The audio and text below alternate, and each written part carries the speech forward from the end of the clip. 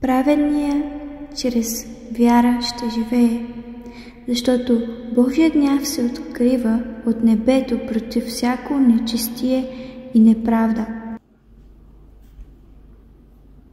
Трябва да стана да върша една работа, отново забравих в най-сетне.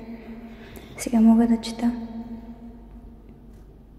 На човеците, които държат истината в неправда.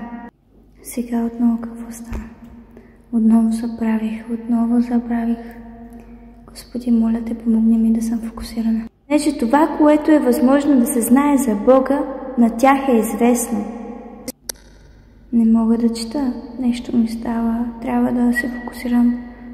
Господи, нуждая се от Твоята помощ, помогни ми да мога да размишлявам върху Твоето Слово. Трябва ми фокус.